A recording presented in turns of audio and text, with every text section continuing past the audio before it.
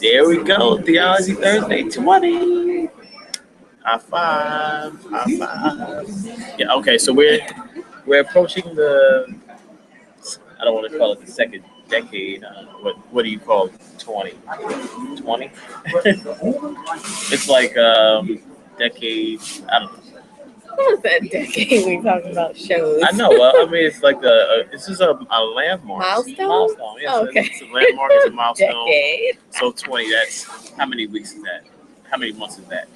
It's like 5 months of content, right? Yes. 5 months we've been at it. Oh man, that's amazing. Praise dance. Well, if we had special effects or somebody who's special effects, insert praise music and hand dancing and hand clapping. This is praise music. Yeah, Wait, I got my hand in it. Praise music. Yeah. Clearly, I'm not a praise dancer or worship. All right, let's get into it. Enough joking around. All right, so Theology Thursday 20. What we will be talking about is the power of the almighty tithe. Okay, now just a quick question. Yes. Now, while you're looking at this screen, they can still see us? Yes. Oh, okay. Yeah. Oh, I didn't want to do weird things with my face, so thinking that you can't see me. Yeah, so what happened is I switched screens because I have my notes up, but the camera's still on, so don't do anything crazy. Okay. Yeah. All right, so let's get into it. So we're going to be talking about tithes, and in this particular scripture, and a lot of people don't know, like, we're commanded to give away the tithes every 3 years, but somehow that gets, we don't necessarily follow that. And I remember going to seminary the first time, one of my classes, somehow this came up. So I like to address scriptures that we don't necessarily talk about, or we kind of jump over. And I remember mentioning this particular passage, and somebody turned around and was like, well, we don't follow everything in the Bible, right? Like, yeah, but why not? So let's read this particular scripture. It's Deuteronomy 14, verses 28 and 29. And it says, every third year you shall bring the full tithe of your produce for that year and store it within your towns. The Levites, because they have no allotment or inheritance with you, as well as the resident aliens, the orphans, and the widows in your towns, may come and eat their fill, so the Lord your God may bless you in all the work that you undertake. There's another reference later on in Deuteronomy, but I like to focus on that one too. And then also, as a supplement text, I want to use Proverbs 19:17, and it says, whoever is kind to the poor lends to the Lord and will be repaid in full. So what's happening in this particular passage is, it's kind of point blank. Like every 3 years, the tithe was supposed to be given away to aliens, to the Levites. So for those of you who don't know who the Levites were, now in the research I did, some texts say the Levites were responsible for the temple, and like maintaining the temple. So they, not necessarily did the like pure maintenance, but they cleaned the temple and kept it tidy. But then other texts and commentaries I read said that the Levites actually were priests.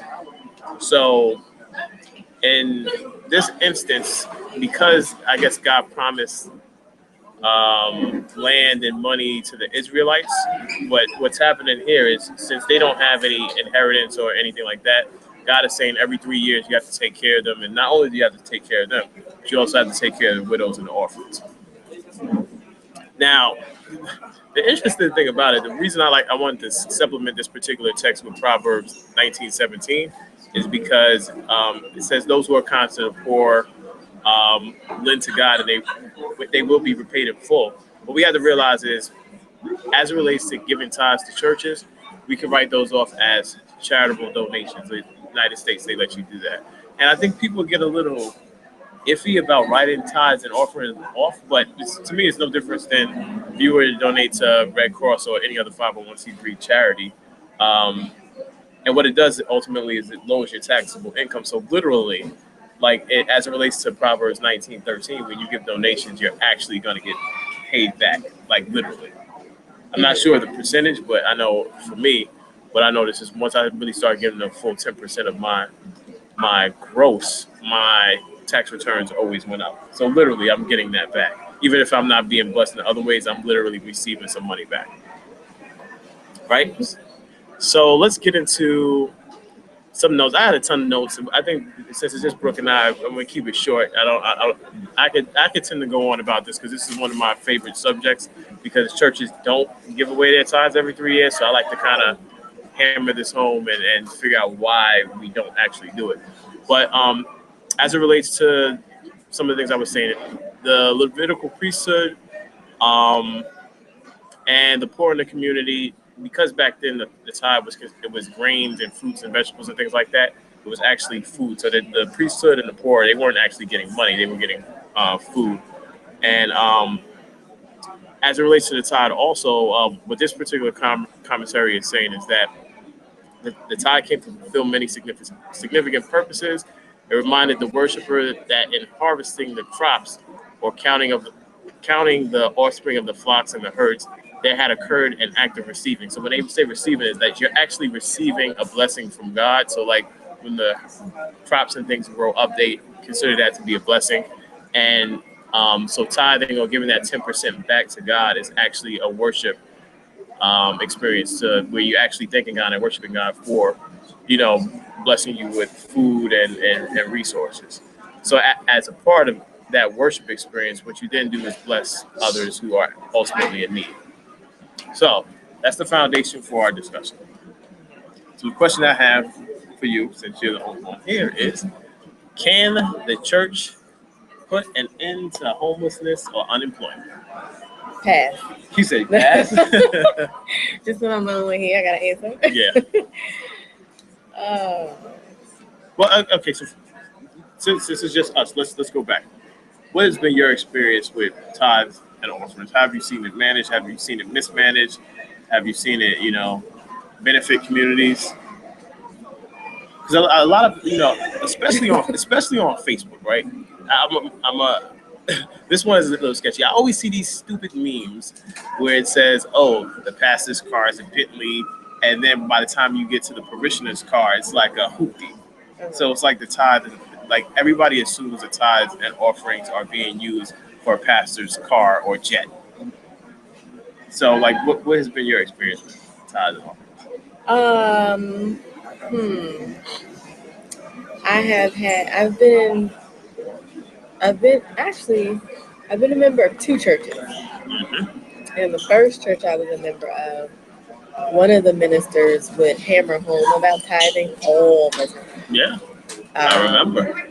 He would say, I see the cars in the parking lot. He would just use that to hammer home about why people should be tithing because basically you have the money. Your cars show it, which is actually silly because you can lease a car. So it was just stupid. It also doesn't mean that because they purchased a car was a wise financial decision. Right. Okay. Yeah. So it was a very flawed kind of argument or whatever about tithing. And then I've seen the tithe go into um, building a new building.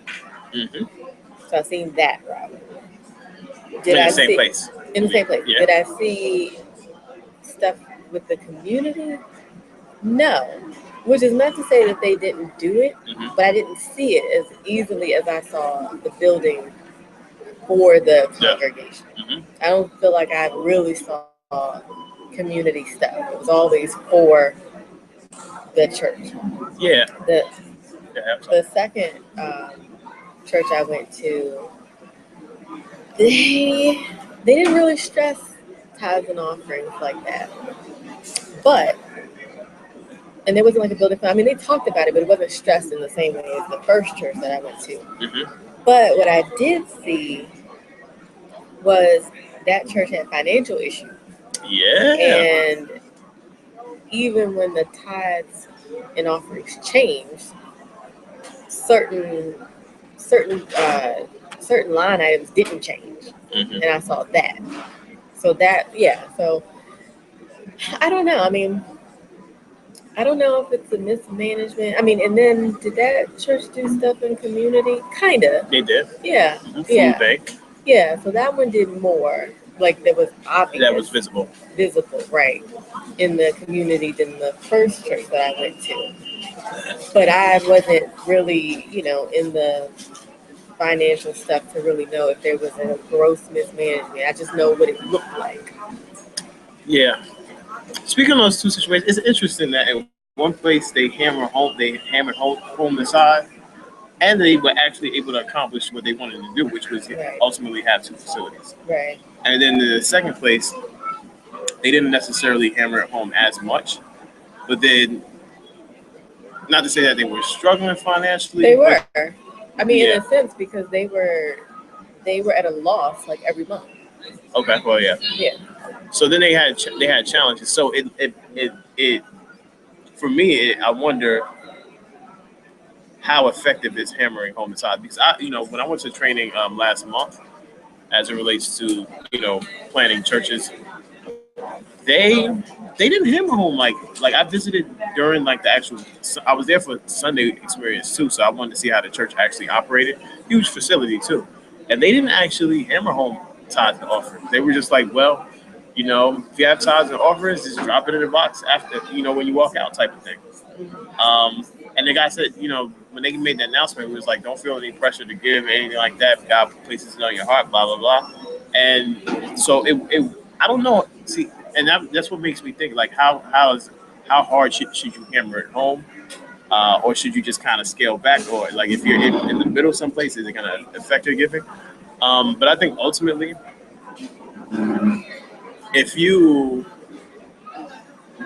align tithes and offerings up with biblical principles and you teach why tithing is actually important, I think ultimately you can get people to give. Now, whether or not you're going to give away your tithes every 3 years, like, it says in Deuteronomy, that's another thing. Mm-hmm. But I think biblically, if you teach why we're supposed to collect the tithes, it's giving back to God, stuff God has, planted, quote unquote, because here the visual reference is a harvest. So you give God a portion of that back. But there's so many. Sorry. Did you laugh? No, I was laughing at the woman behind But there has been so much hurt behind people actually giving money to churches, which turns people off in terms of giving. Because even before I was giving 10%, I was a little bit skeptical as a young adult. Like, why do I have to give 10%?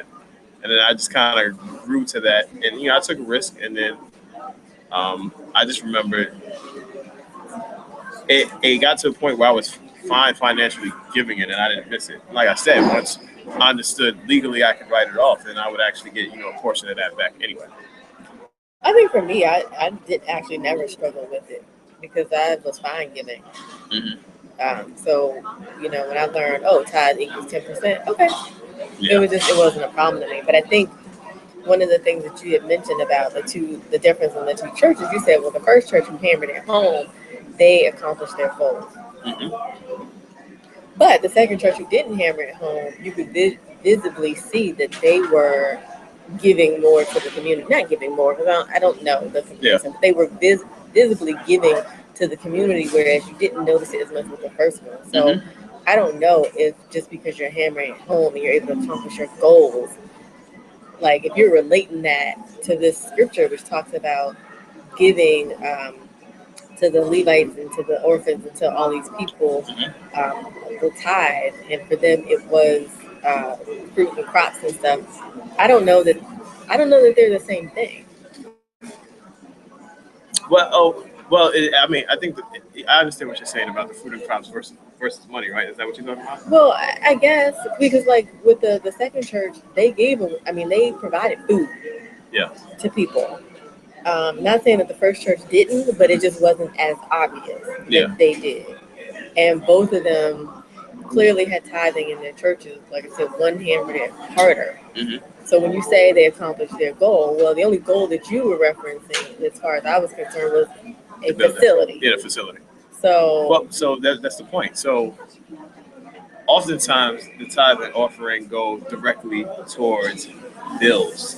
So you have facility bills, you have salaries, you have um, insurance. And I know if my mom's online watching this, she could tell me, tons of bills. I will have to figure out that too. So even in terms of some of the stuff we'll have to, do for planning a church, you have to buy equipment. right. So, but here's the catch thing. The thing is, can churches utilize their financial gains in a way that, but maybe not every 3 years or every 6 years, they're operating, hey, how's it going? They're operating off of their savings, and then they're able to give everything away, anything that comes in. All right, just to catch you up, what we're talking about is we're talking about tithing, but not from the aspect of just giving 10%. In Deuteronomy 14:28 through 29, it talks about the Israelites having to give the tithe away every 3 years to the Levites and the homeless and the orphans. And we were talking about whether or not churches have you seen the mismanagement of tithes and offering in churches, or how has it happened? You're nodding, yes. How has it happened in our experience? So what we would share right now is that we've seen churches hammer home the tithe, and then they were able to kind of build these large facilities, and then you see other churches not necessarily hammer it home, but they still were doing things in the community, but then they struggle financially with some some budget or some line items. So that's where we're at right now. So can churches bring in enough money to say, you know what, we're going to operate on savings, and then 2020, everything we take in, we're going to push out to service the community? And I think ultimately, I think, like, for me, I would want to try that. So that means you have to manage your money in a way that you're not overextending your budgets. You have to save. You'll probably have to invest.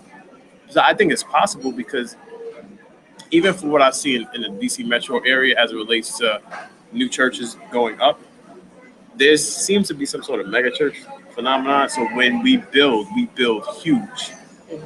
Instead of, now I understand you want to get as many bodies in the building as possible, but then I always struggle with that, because if you're building this big facility and nothing's going into the community financially, then it's like the investment or the money is just going into a place and not necessarily the community. Because if people don't come, or people are not attracted to coming, or let's just say they don't have transportation to come, then they don't get there. So people do come.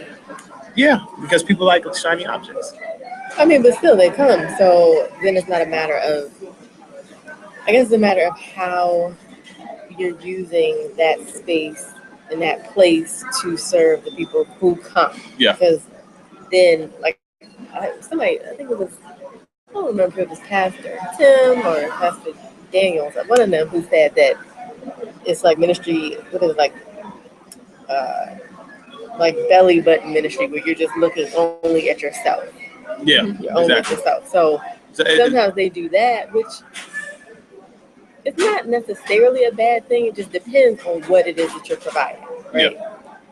Because if you're only doing like worship and sermons and that's it, and you have this big building and all the money went into that, then maybe that's more of a problem, because you're not providing education in the church for whatever. You're not providing, if someone can't pay their rent and you're able to help them. If you're not doing those things, then I can see it as a problem. Yeah. Have you had any experiences with like church money tithe mismanagement? I have. The group that I was a part of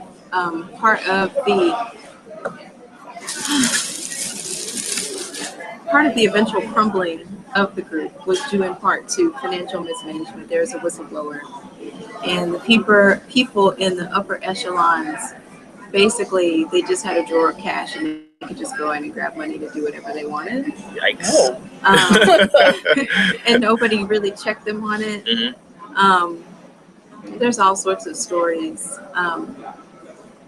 I remember, and they would have these big campaigns for special contribution that they would call, where you would be called to give 10, 20, 30 times what you would normally give in order to contribute to special contribution.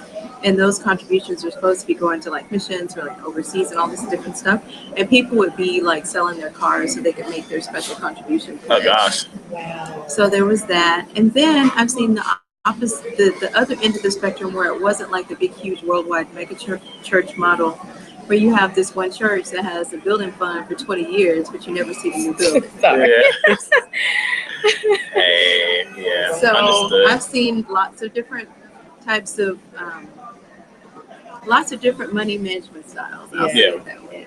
So in wait, terms of just a quick question. When they were doing the special, I can't remember what you just special said. contribution. Special contribution. It was supposed to go for missions and all that. Did anybody ever go on mission trips and stuff, or No, No, not in our okay. campus ministry. They would send like young married couples and things like that off yeah, to plant a church or to go to other countries. yeah, But as far as mission trips, like from the campus ministry, I was a Yeah. part of this group for like 7.5 years, and I never saw anybody from campus ministry go off to any type of mission. It was usually the singles ministry that got to do that kind of stuff, or the young marrieds. okay, So, you know, I mean, but there were church plantings.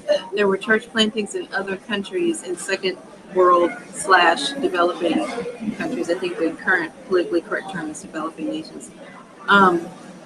So that did happen. And there was always like a big hullabaloo about it, and it was great.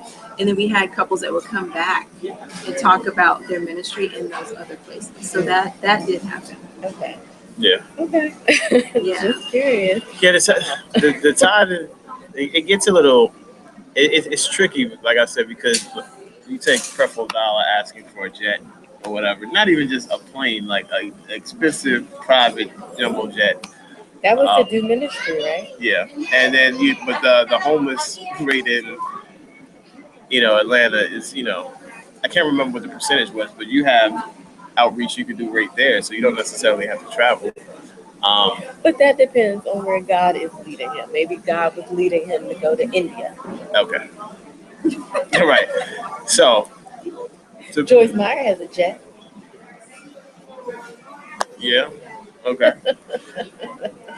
Don't worry. The open box is Brooke and Terrell will not be seeking any funding for jets. For jets. No. Why? No jet ministry. But okay, so I want a further discussion, and then we're going to talk about socialism a little bit, and then I wanted to give you some stats. So the Mormon Church, they say, earns $7 billion a year from tithes and orphans. $7 billion. Yeah, the Mormon Church. Yeah. Now it was kind of hard. I was trying to figure out like how much the Catholics and all these other denominations bring in. Catholics, they say it's kind of skewed, so I couldn't really figure out how much. But you figure the Catholic Church may have a little bit more resources than that. But the Mormon Church, $7 billion a year. And they was talking about what was the former presidential candidate that lost, Romney? Like his contribution to the Mormon Church was insane. Like it was like in the millions or something like that. So you figure, if a portion of that money, not to discount the expenses they have as it relates to running the church as a business, salaries and expenses, but just if a portion of that just actually went to, let's say, every 3 years, where anything we bring in, like this year 2020, this $7 billion we bring in is going to go out. That can actually I think it could put a serious dent in whether it's homelessness, whether it's food, whether it's welfare. And then if you imagine, like, if every church operated to where every 3 years that they were just going to dump their money into these programs, not to discount that they're already doing so, but it's never at a full 10% of what they're doing, or oftentimes it's not, because they have so many expenses. So sometimes it's not 10%. So let me make sure I hit everything on that note. So I dug into some of the stats, right? And so we expand this model, like we're gonna donate, let's just say 10% of our income as households to help others in need. Let's see. So there's a site on a section on CNN. I guess they have a money section where it gives you, based on your household's income, it puts you in a percentile. Mm-hmm. So like to be in the top 1% of Americans, you have to make close to $400,000. To be in the top 20% of Americans, you have to make, I believe it was $100,000. So once you're at once you're at like $100,000 or close to $100,000, that puts you in the top 20% of Americans in the U.S. So what I did is I try to figure out how much 10% of that would be in like the low end, because of course you have people making it 100,000 and more, so you have millionaires and stuff like that. So I couldn't get it accurate, but I could get like the low end of the scale. So there are 123 million American households, if that's right. Yeah, 123 million. It takes $104,000 to be in the top 20%. There are roughly 8 million unemployed Americans in the United States. So I'll put my glasses on because there's a lot of zeros. So if you multiply 104,000 times like 123 million, it would come to, let me count the zeros. 1, 2, that's 100. It'll be a billion. 1,000 times a million is a billion. Yeah, so it's like 2.5, $2.6 billion. So if you take 10% of that, you'll get 256 million, right? So if you divide 256 million roughly by 8 million, that's roughly, you get that many people could get $32,000. Yeah. So you figure like if there was if for the top 20% of Americans, if not taxable, but you say, hey, you know what? Every 3 years you have to give a tithe, quote unquote, of your salary, and all of that is going to go to people who are unemployed. The unemployed people could have $32,000 of income. I had to laugh because all I could think is, are you going to vote for Ben Carson? Ben Carson? No. I mean, 10% tax. 10% tax across the board. I thought it made sense, but no. This is probably more close to what Bernie Sanders is talking about. Mm-hmm. But I found it interesting because, even if when you look at the scale, the top 1%, I think they make, what's the numbers? They make something like the top 1% or 5% have more wealth than the bottom 95 or something crazy like that, which is insane. Right. So you figure that when we're born into our situations, we're not equal. So we always make it seem like, all men are created equal. But if I'm born into a millionaire family or a billionaire family, I'm gonna be set for my life. Right. But if I'm born into a family that's in poverty, who's always been in welfare, the idea that somebody could actually crawl out of that situation just by pulling at their bootstraps is kind of naive, because I hear a lot of people say, well, just lace up your boots, pull up your bootstraps and work hard, and there's plenty of opportunities out there. But some people won't make it out, but I know a ton of people that didn't necessarily make it out of their situations because it's not as easy as it sounds all the time. So you're saying that if they did that every 3 years? Yeah, it's every 3 years. So then they'd only have $32,000 for 1 year. Yeah, I was just showing you based just on what it could be. Yeah, so if the top 20% gave 10% of their income every 3 years, on that third year, $32,000, which is pretty insane, I think. And it actually just kind of shows how disproportionate the wealth in America is. So there's that.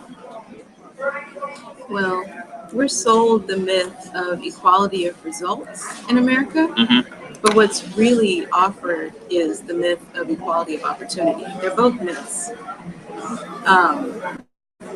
And people, clamor and strive to, obtain both of them, but it's just not. I mean, anytime any leader in the United States started approaching the subject of classism, he was murdered. MLK too. Yeah, MLK, Bobby Kennedy. The CIA was like tapping their phones and doing all this stuff. I mean, we have records of that now. But once they started attacking unemployment and income inequality, that was when they got cut off. And it happens over and over and over again. Happened to Jesus. Jesus started talking about last, first, and all that stuff like that. Yep. And that's when they usually get cut off, and it's so unfortunate. But the interesting thing about if we get back to the Bible, we're supposed to help people in need. We're called to help those in need. So I don't understand how and why.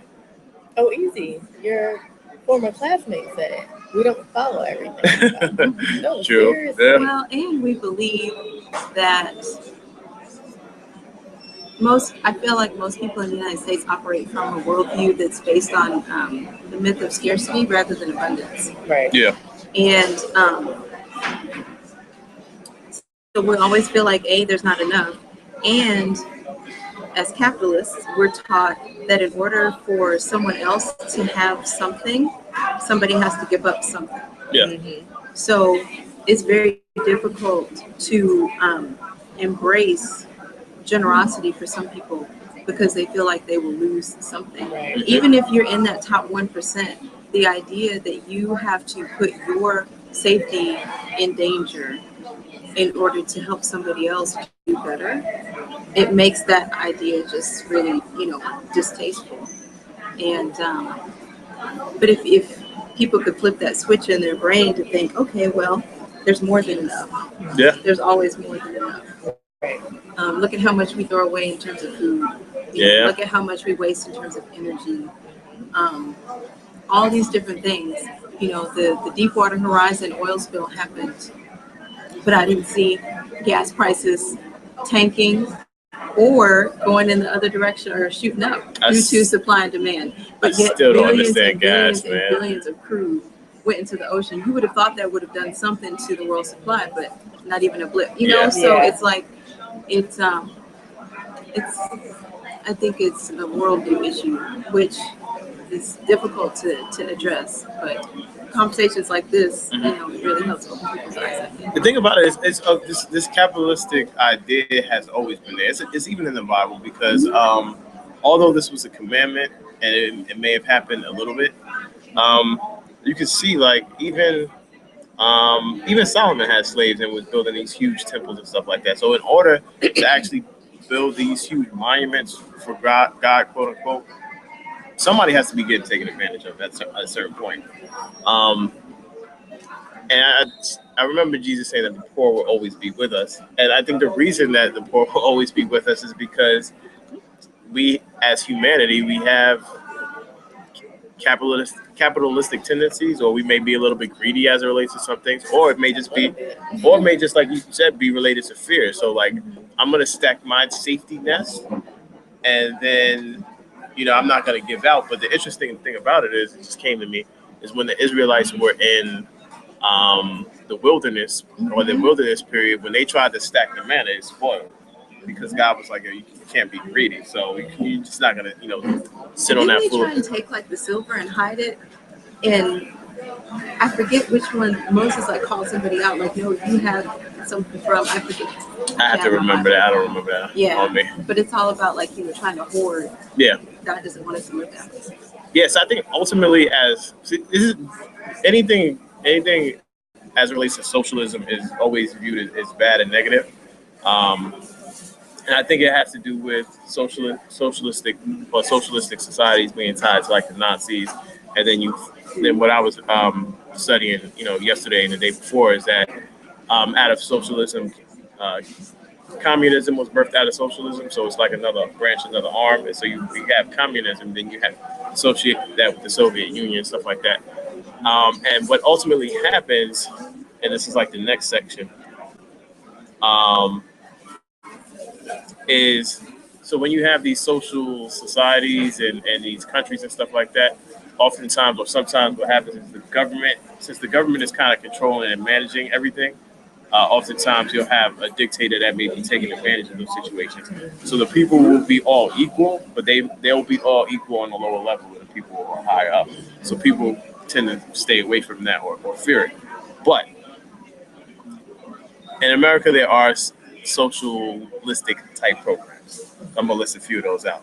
So you have food stamps, public schools, the WIC program, welfare, Head Start. Do you know what Head Start is? Okay, yeah, Head Start. I didn't know if they had it out here. I know they have it here. Head Start, public libraries, free lunch. That's just to name a few. So I think, it just gets so weird for me because, especially with politics is kind of crazy because anytime you have one party saying, oh, you need to pour money to schools, or there needs to be free education, free college education. Then, the internet and politicians go crazy and they'll call like Obama a socialist and stuff like that. Like, if free education is a bad thing, but if you look in a place like, I believe it was, where did I come across? I think they say if Finland, like college is free. So, but then we amass all of this student loan debt, and then we get caught in this cycle of struggling and having to figure out how exactly we're going to, build ourselves out of these situations. But then people with money don't ever have to worry about this stuff because their college educations are paid for. So ultimately, they get almost, it's like a leapfrog. So they have leaps and bounds ahead of the people who are poor.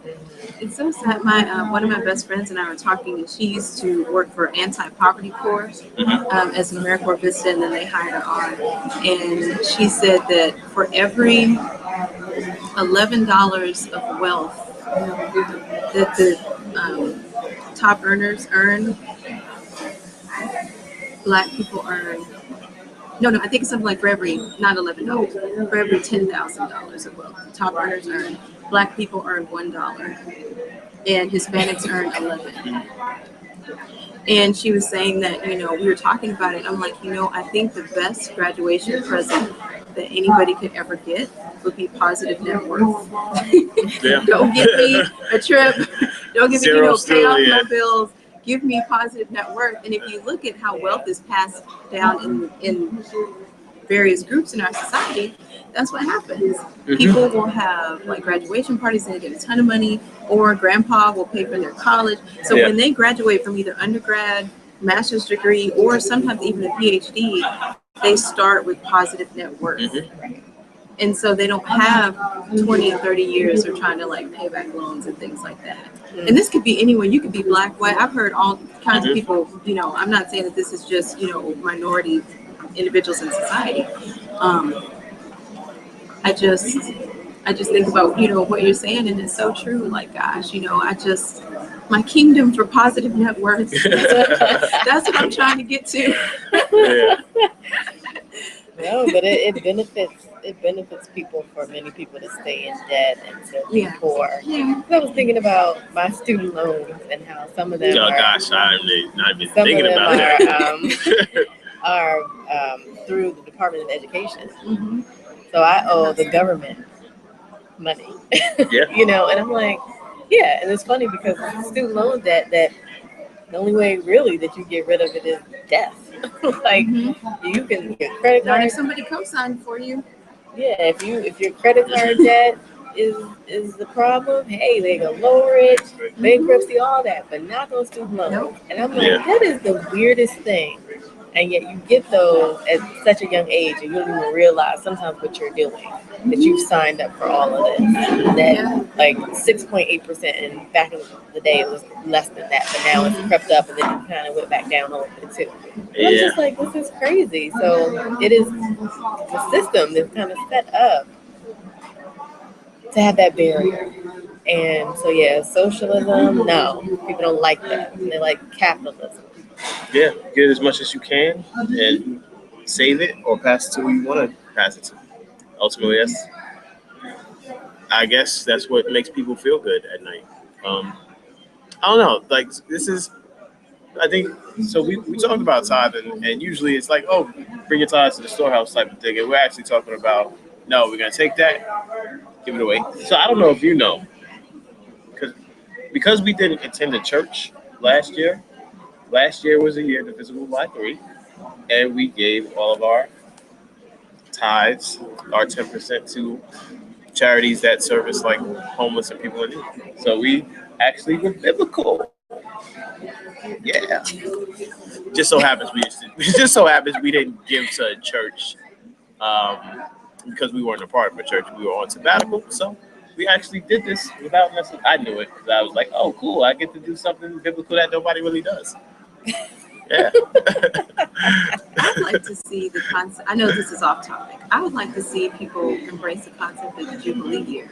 Yeah, exactly. Well, same thing. As the 3 years on, 1 year on, 3 years on. Actually, in Jubilee, if I'm not mistaken, Let me try to rethink. Is that Don't they? every 7?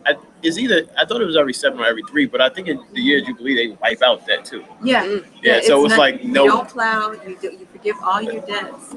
It's just a celebration of all the blessings from the previous 7 years. I think, and everybody, it's like a year-long Sabbath. Yeah, maybe I should get into that. Can you imagine? No year number 7. Oh, we gotta wipe out your student loan debt. No. Yay, 0. Great. Wouldn't it be awesome? People would be. It would just.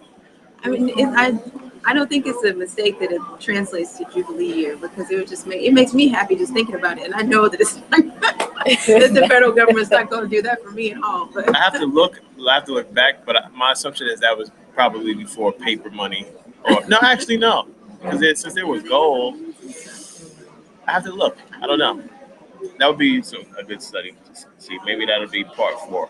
Maybe not. I don't know. So, you guys got anything else? Because I think this is a good stopping point. No? So, recap. We're going to get every church in America to give away their tithes and offerings to poor every 3 years, right? Is that that's what this might be one of the mission. I have some weird ideas about how to help out. Even if we don't do that, like if I was a politician, I'd have a penny tax. So every purchase in America, no matter how large or small, you add a penny to it, and that money from those purchases will go to welfare and stuff like that. Because who can't spare a penny? We don't even like. I have a ton of pennies at home, and I don't necessarily even spend them. I just kind of stack them up. So that if I was like president running against Kanye West in 2020, that would be my thing. Penny tax. Terrell Harris and I approve this message. All right, we'll end here. I'm at Mr. Terrell Harris, at Landon Brook, at Loco Joko, at Loco_Joko is absent, but she's probably watching online. And we thank Shanika for joining us. Yes, thank you for joining us. What else is going on? So this Sunday I'm running a marathon. Another one. It's kind of crazy. But on the following Tuesday, we will be having a drive to provide hats and gloves to the homeless community in Franklin Square. So we're going to be raising roughly between $200 and $275. So I'll post the information on the website. Be on the lookout for that. And we'll continue to do service Sunday, monthly throughout the winter, and that will, be our way to get back to those in need. So that's it. Peace and blessings. You guys have a good weekend. I can't hold the smile for the remainder of that.